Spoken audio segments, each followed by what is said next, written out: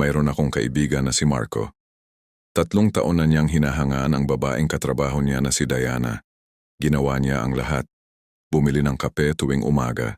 Nag-volunteer sa lahat ng proyekto kung nasaan si Diana. Nag-update ng bawat galaw sa social media at palaging available kahit anong oras. Pero ano ang nangyari? Pinagtawanan lang siya ni Diana at ang mga kaibigan nito. Tinawag pa siyang tuta sa likod niya. Isang araw na pagod na si Marco.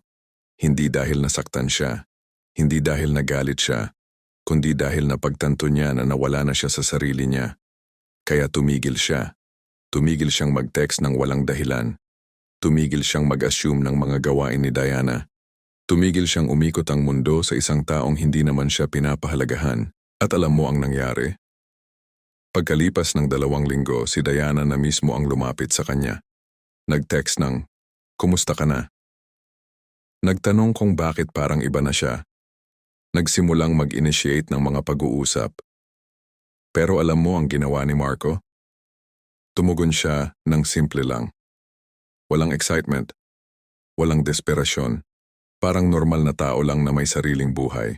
Ngayon, si Diana na ang palaging nag-aalok ng oras niya kay Marco. Pero si Marco, hindi na siya pareho ng dating Marco na handang tawagin ang mundo para sa atensyon ni Diana. Ano ang nangyari dito? Bakit biglang nagbago ang ihip ng hangin? Sinabi ni Epictetus, isa sa mga pinakadakilang pilosopo ng Stoicism. Ang mga bagay na nasa kontrol mo ay limitado. Ang iyong mga kaisipan, ang iyong mga kilos, ang iyong reaksyon.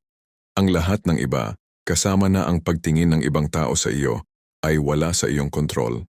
Ang problema sa karamihan sa mga lalaki ngayon ay inilalagay nila ang kanilang halaga sa kamay ng mga babaeng gusto nila.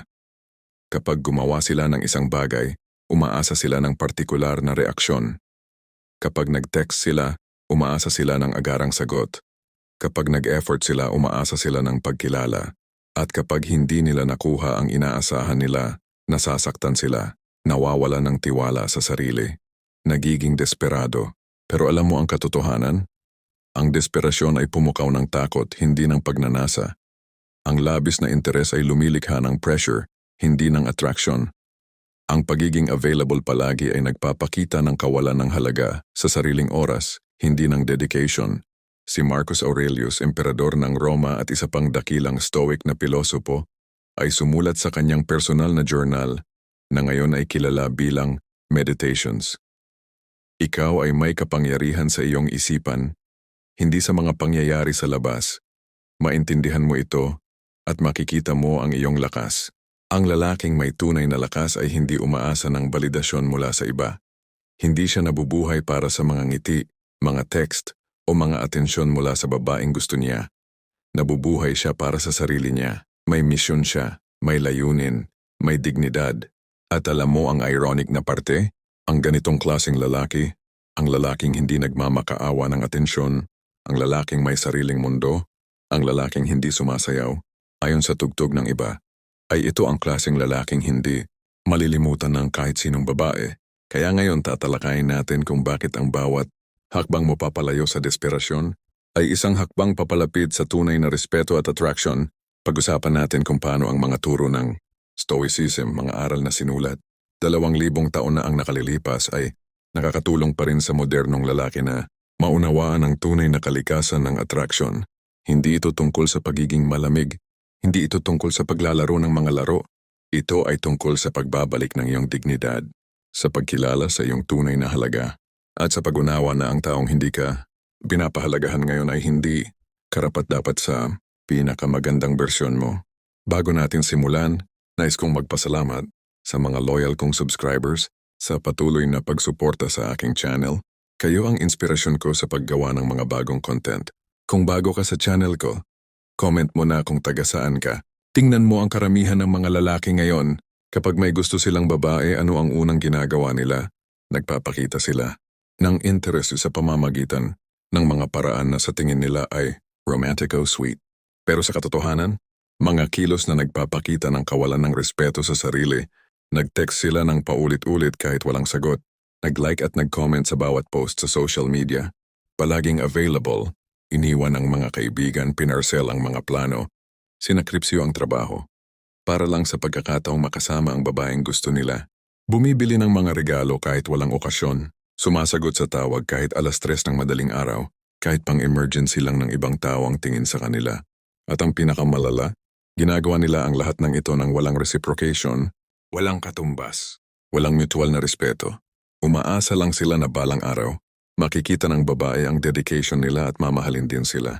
Pero alam mo ang totoo, hindi ganyan ang gumagana ang attraction. Si Seneca, isa pang dakilang stoic na pilosopo at advisor ng mga emperador, ay nagsabi, ang taong umaasa ng mga bagay mula sa iba ay palaging magiging alipin ng kanyang pag-asa. Ang lalaking umaasa na ang kanyang constant attention ay magiging dahilan para mahalin siya ay hindi nag-aasang mahalin, nag-aasang maging utang na loob. Pero ang attraction ay hindi utang na loob. Hindi ito transaction. Hindi mo ito mabibili gamit ang oras, effort o pansin. Ang attraction ay likas na pakiramdam na lumalabas kapag nakikita ng isang tao ang halaga ng isa pang tao, hindi dahil desperado ang taong iyon, kundi dahil nakikita nila ang confidence, self-respect at independence. Kaya ano ang problema sa labis na pagpapakita ng interes? Una, pinapakita mo na wala kang ibang option. Kapag ikaw ay palaging available, palaging sumasagot, palaging nandyan, ang mensahe mo sa babae ay simple. Walang ibang ginagawa ang buhay ko kundi maghintay sa iyo. At sino ang magnanais ng taong walang ginagawa sa buhay bukod sa maghintay?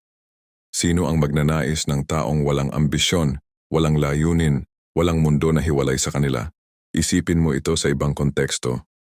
Kung may isang restaurant na palaging walang tao, palaging may available na upuan, palaging desperadong mag-offer ng discount, ano ang iniisip mo tungkol sa kalidad ng pagkain nila? Iniisip mo na siguradong hindi maganda.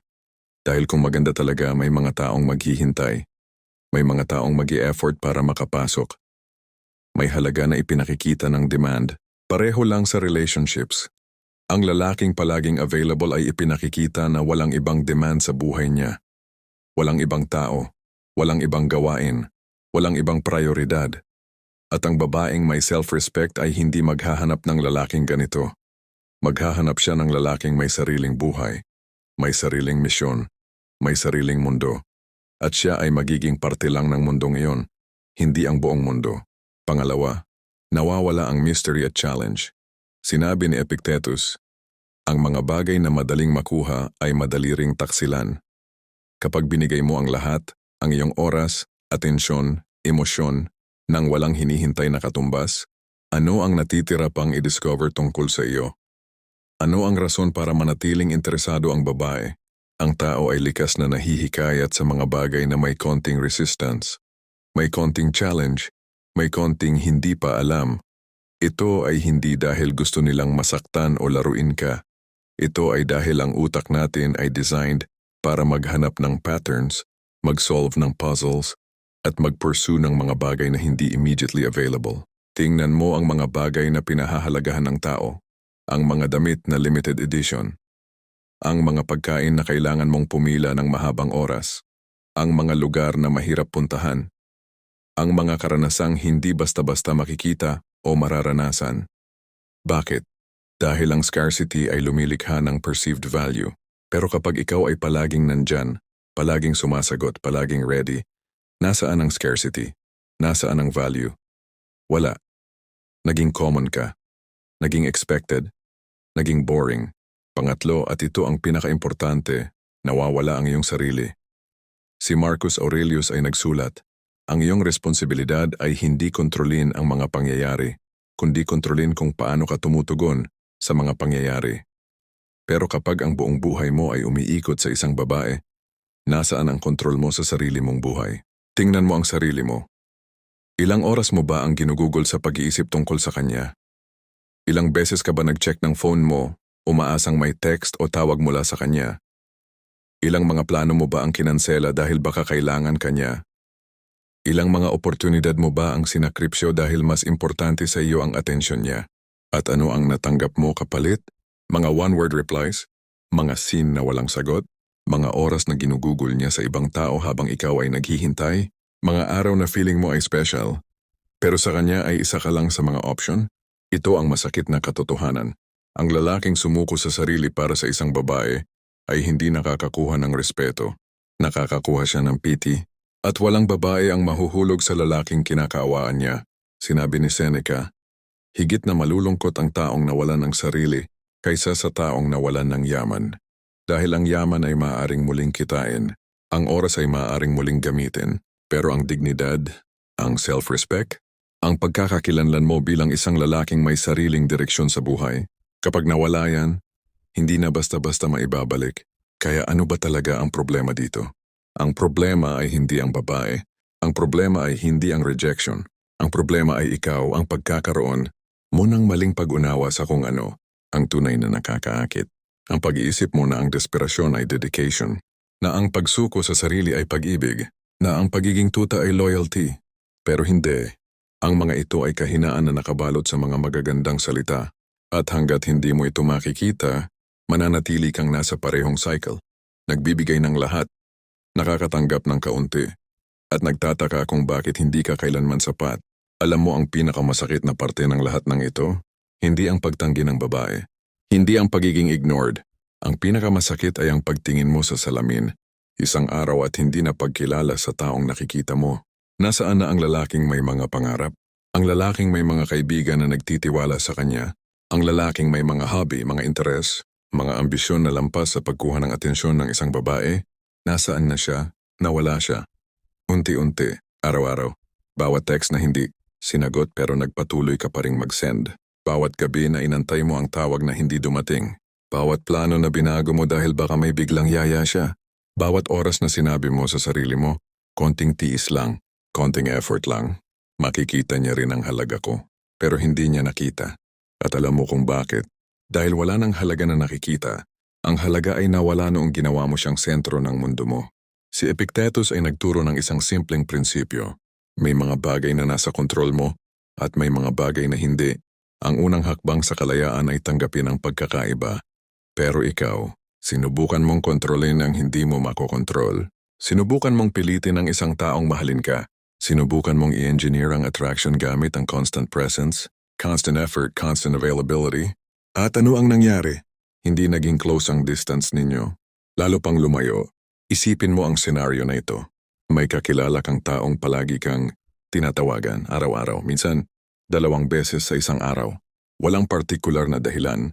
Gusto lang daw niya na mag-update sa iyo. Sige, sa una okay lang. Polite ka, sumasagot ka. Pero pagkalipas ng ilang linggo, nagsisimula ka ng mag-decline ng mga tawag. Nag-iisip ka kung may problema ba sa taong ito. Bakit ganito siya ka-needy? Bakit parang walang ibang ginagawa sa buhay? Ngayon, lagay mo ang sarili mo sa posisyon ng babae na paulit-ulit mong binabahan ng atensyon. Ano ang nararamdaman niya? Hindi siya natutuwa. Hindi siya na-flattered. Na-overwhelm siya. Nababother. At sa huli, naiinis. Dahil ang constant attention na walang reciprocation ay hindi pagmamahal. Ito ay harassment na nakabalot sa concern o care. Pero sige, ituloy natin. Kasi hindi lang naman ito tungkol sa kung ano ang nararamdaman ng babae. Mas importante, ano ang nangyayari sa iyo? Nawawala ang iyong oras. Ilang oras ba sa isang araw ang ginugugol mo sa pag-craft ng perfect text message? Ilang minuto ang inaksaya mo sa pag-stalk ng social media niya? Tinitingnan kung sino ang mga nag-like ng mga posts niya, sino ang mga nag-comment, sino ang mga kasama niya sa mga pictures. Ilang oras ang nawala sa iyo na sana ay ginamit mo para sa sarili mo, para mag-aral, mag-exercise, mag-develop ng skills, o kahit matulog ng maayos. Si Seneca ay nagsabi, ang buhay ay mahaba kung alam mong gamitin ito. Pero ang buhay na ginugugol sa paghihintay sa text ng ibang tao, iyon ay sayang. Iyon ay kawalan ng respeto sa sariling oras. At ang ironic part, ang babae na hinihintayan mo ay hindi man lang nag-iisip tungkol sa iyo. Nawawala ang iyong mga kaibigan. Ilang beses mo nang kinansela ang mga plano mo sa mga tropa mo dahil may biglang yaya si babae. Ilang beses ka nang naging MIA sa group chat dahil busy ka sa pag-reply sa kanya. Ilang beses na sinabi ng mga kaibigan mo na, iba ka na. Nawala ka na sa sarili mo. Ano na nangyari sa iyo? Pero hindi mo sila pinakinggan. Dahil sa iyo sila ay hindi nakakaintindi. Sila ay hindi nakaka-appreciate ng love mo. Pero alam mo ang totoo, sila ang nakakaintindi. Sila ang nakakakita kung paano ka unti-unting nawawala. At nasasaktan sila dahil hindi nila alam kung paano ka ibalik.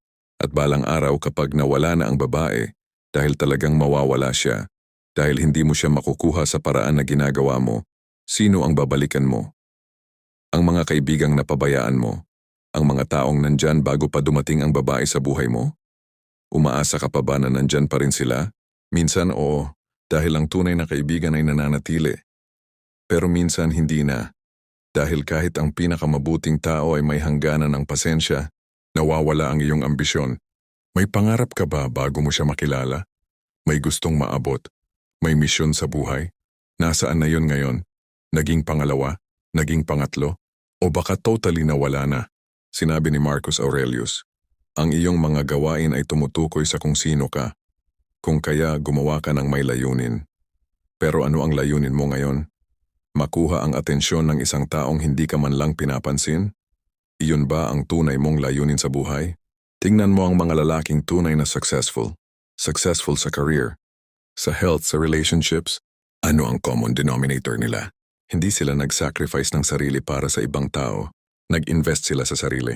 At dahil sa investment na yon, naging attractive sila. Hindi dahil desperado sila, dahil confident sila, hindi dahil palaging available sila. Dahil may sarili silang buhay. At alam mo kung saan napunta ang mga lalaking gaya mo. Ang mga lalaking sumuko sa lahat para sa isang babae na hindi man lang sila pinapahalagahan. Napunta sila sa isang lugar ng regret, ang what ifs. Sana ginawa ko ang gusto ko. Sana nag-focus ako sa sarili ko. Sana hindi ko binigay ang lahat sa taong walang balak magbigay pabalik. Pero alam mo ang pinakamasakit na parte? Hindi pa tapos ang agony. Dahil pagkatapos ng lahat ng sakripisyo mo, pagkatapos ng lahat ng oras, effort, at emosyon na ibinigay mo, makikita mo siyang masaya, kasama ng ibang lalaki. Ang lalaking hindi gumawa ng kahit kalahati ng ginawa mo. Ang lalaking hindi nag-text ng paulit-ulit. Ang lalaking hindi nag-cancel ng plano para sa kanya. Ang lalaking may sariling buhay. At tatanungin mo ang sarili mo, bakit siya? Bakit hindi ako? At ang sagot ay simple, kahit masakit. Dahil siya ay hindi desperado. Dahil may sarili siyang mundo. Dahil hindi siya naging tuta. Dahil may dignidad siya. At dahil sa dignidad na yon may attraction. Kaya ano ang gagawin mo? Magpapatuloy ka ba sa cycle na ito? Magbibigay ka pa ba ng atensyon sa taong walang balak magbigay pabalik? O titigil ka na? O babalik ka na sa sarili mo? Dahil tandaan mo, bawat araw na ginugugol mo sa desperasyon, ay araw na hindi mo ginugugol sa pagiging taong karapat-dapat sa respeto. Ngayon, pakinggan mo ako ng mabuti. Ang solusyon dito ay hindi pagiging cold. Hindi ito paglalaro ng mind games. Hindi ito pagiging asshole para mag-balance sa pagiging sobrang sweet. Ang mga ni Band-Aid solutions na hindi gumagana sa mahabang panahon. Ang tunay na solusyon, ang solusyon na itinuturo ng Stoicism sa loob ng 2,000 taon ay ang pagbabalik sa iyong center, ang pagkilala sa iyong sariling halaga na hindi nakadepende sa opinyon ng ibang tao, ang pag-focus sa mga bagay na nasa iyong control, at ang pagtanggap sa mga bagay na wala. Kaya paano mo ito gagawin? Tingnan natin ang mga konkretong hakbang. Unang hakbang, kilalanin kung ano ang nasa kontrol mo. Si Epictetus ay nagsimula ng kanyang libro, ang Enchiridion sa pamamagitan ng pagsasabi, may mga bagay na nasa ating kontrol at may mga bagay na hindi. Nasa ating kontrol ang ating mga opinyon, mga impulses, mga pagnanais, mga aversions sa madaling sabi. Kahit ano nating ginagawa, hindi na sa ating kontrol ang ating katawan, ari-arian, reputasyon, mga posisyon sa madaling sali, kahit ano na hindi natin ginagawa. Kaya ano ang nasa kontrol mo sa sitwasyon mo ngayon? Nasa kontrol mo. Kung magte-text ka o hindi. Kung mag-i-invest ka ng oras sa sarili mo o sa ibang tao. Kung papayagan mo ang iyong self-worth na depende sa reaksyon ng isang babae. Kung patuloy mong hahabulin ang taong walang interes. O titingnan mo ang iba pang mga aspeto ng buhay mo. Wala sa kontrol mo. Kung magre-reply siya, kung magugustuhan ka niya, kung makikita niya ang efforts mo, kung pipiliin ka niya sa huli, ang unang hakbang sa kalayaan ay tanggapin ang katotohanan na ito. Tigilan mo ang desperadong pagsisikap na kontrolin ang hindi mo makokontrol. Tumigil ka sa pag-craft ng perfect na mga text. Tumigil ka sa pag-iisip ng mga paraan para impress siya. Tumigil ka sa paggawa ng mga bagay na umaasa ng partikular na reaksyon. Sa halip, i-redirect mo ang energy mo sa mga bagay na talagang nasa kontrol mo. Ang iyong sariling development. ang iyong kalusugan, ang iyong career, ang iyong mga relasyon sa mga taong talagang nag-value sa iyo. Pangalawang hakbang, ibalik mo ang focus sa sarili mo. Si Marcus Aurelius ay nagsulat, ang kalidad ng iyong buhay ay nakadepende sa kalidad ng iyong mga iniisip. Kaya kung ang laman ng isip mo ngayon ay puro siya, ang babae na hindi ka man lang binibigyan ng oras, ano ang kalidad ng buhay mo? Mababa. Puno ng anxiety. Puno ng pag-asa na hindi sigurado. Puno ng emosyon na nakadepende sa ibang tao. Kaya itigil mo ito. Ngayon, bumalik ka sa mga bagay na nagbibigay ng tunay na halaga sa buhay mo. Ano ba ang mga pangarap mo bago mo siya nakilala? Ano ang mga hobby mo? Ano ang mga skills na gusto mong i-develop? Ano ang career goals mo? Ano ang gusto mong gawin sa susunod na 5 taon? At huwag mo akong sabihan na siya ang pangarap ko o siya ang gusto ko. Dahil ang tao ay hindi pangarap. Ang tao ay companion sa journey. Pero ang journey mismo, iyon ay dapat sa iyo. Magsimula kang mag-invest sa sarili mo. Physically, mag-gym, mag-exercise, kumain ng tama. Mentally, magbasa ng mga libro, matutunan ang mga bagay na hindi mo alam, palawakin ang iyong perspective. Emotionally, magtayo ng self-respect, magtakda ng boundaries, matutong sabihin ang hindi. At habang ginagawa mo ito may mangyayari. Unti-unti magiging less important sa iyo ang atensyon niya. Hindi dahil wala ka ng feelings, kundi dahil may mas importanteng bagay ka ng iniisip. May mas importanteng mission ka sa buhay. At ang mission na iyon ay ikaw. Pangatlong hakbang, gumawa ng space. Ito ang mahirap na parte para sa maraming lalaki. Pero kailangan mong marinig ito. Tumigil ka sa constant communication. Hindi ibig sabihin nito na i-ghost mo siya. Hindi ibig sabihin nito na maging bastos ka. Ang ibig sabihin lang ay simple. Tumigil kang maging too available. Kung dating sumasagot ka agad sa text niya, mag-antay ka ng ilang oras. Kung dating ikaw ang laging nag-initiate ng usapan, hayaan mo siyang mag-initiate minsan. Kung dating kinakansela mo ang lahat para sa kanya, magsimula kang mag-prioritize ng sarili mong mga plano. Bakit? Hindi para laruin siya, kundi para ipakita sa kanya at lalo na sa sarili mo na may sarili kang buhay, na may sarili kang mundo, na hindi ka umiikot sa kanya. Si Seneca ay nagsabi, kapag hinayaan mong kontrolin ng ibang tao ang iyong kaligayahan, naging alipin ka. Kaya sa pamamagitan ng paglikha ng space, binabawi mo ang kontrol, binabawi mo ang iyong kalayaan, binabawi mo ang iyong sarili. At alam mo ang mangyayari? 2 bagay lang. Una, makikita mo kung may tunay na interes ba siya sa iyo. Dahil kung ikaw lang palagi ang nag-initiate, kung ikaw lang palagi ang nag-e-effort, at ngayon ay tumigil ka, makikita mo kung may gagawin ba siya para panatilihin ang connection. Kung wala, alam mo na, hindi ka priority, hindi ka option, at mas maaga mo itong malaman, mas maaga kang makaka-move on. Pangalawa, Traliwan, ito ang mas interesante. May chance na biglang mag-iba ang behavior niya. Bakit? Dahil sa psychology ng scarcity at value. Nung nandyan ka palagi, wala kang value. Common ka. Expected. Pero ngayon na hindi ka na predictable, ngayon na may sarili ka ng buhay, ngayon na hindi ka na nag-revolve sa kanya, biglang may mystery, may challenge, may something na hindi niya totally nakokontrol. At para sa maraming babae, iyon ang nag-trigger ng curiosity, ng interes, ng pagnanais na malaman kung ano ang nangyari, bakit ka nagbago, at kung may iba ka na bang iniisip. Pero tandaan mo, ang goal ay hindi ito. Ang goal ay hindi ang pagbalik ng atensyon niya. Ang goal ay ang pagbalik ng iyong sarili. Kung bumalik ang atensyon niya, bonus. Pero kung hindi, okay lang. Dahil nakabalik ka na sa tamang path. Pang-4 na hakbang, itakda ang iyong standards. Si Marcus Aurelius ay nagsulat, ikaw ay may halaga hindi dahil sa kung ano ang iniisip ng iba tungkol sa'yo, kundi dahil sa kung ano ang iyong character. Kaya tanungin mo ang sarili mo, ano ba ang iyong standards? Ano ang klaseng tao na karapat-dapat sa iyong oras, effort, at emosyon? Karapat-dapat ba ang taong nag-i-ignore ng mga text mo? Ang taong nagla-last minute cancel ng mga plano ninyo? Ang taong nilalaro ang hot and cold, minsan sweet, minsan cold, depende sa mood niya? Ang taong kinoconsider ka lang kapag walang ibang available? Kung ang sagot mo ay hindi, bakit mo pinapayagan na gawin sa iyo ang mga bagay na ito? Magtakda ka ng standards. At hindi basta standards na sinasabi mo lang. Standards na ipinapakita mo sa pamamagitan ng actions. Kung hindi ka nirerespeto, umalis ka. Kung hindi ka priority, huwag kang mag-aksaya ng oras. Kung hindi ka valued, humanap ka ng taong magva-value. At masakit ito dahil baka mahal mo pa siya. Baka umaasa ka pa, baka iniisip mo na baka magbago siya. Pero sinabi ni Epictetus, huwag mong ipagpalit ang iyong kalayaan para sa kahit ano. At ang pagstay sa sitwasyon na hindi ka respetado, iyon ay pagsuko sa iyong kalayaan. Iyon ay pagsuko sa iyong dignidad.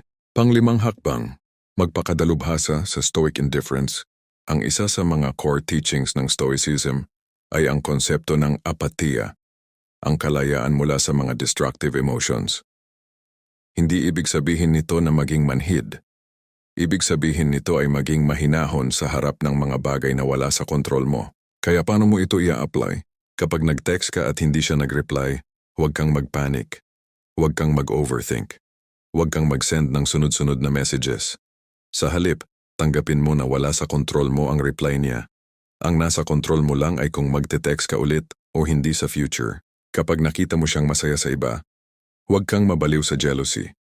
Huwag kang mag-stalk ng social media ng ibang lalaki. Huwag kang mag-compare sa sarili mo. Sa halip, tanggapin mo na ang choices niya ay sa kanya. Ang choices mo ay sa iyo.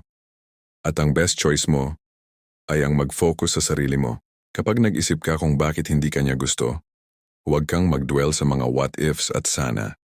Sa halip, tanggapin mo na ang compatibility ay hindi mo kontrolado. Ang attraction ay hindi mo mapipilitan. At ang pagtatangka mong pilitin iyon ay nagdudulot lang ng suffering sa iyo. Si Seneca ay nagsabi, ang tunay na kalayaan ay maging walang takot.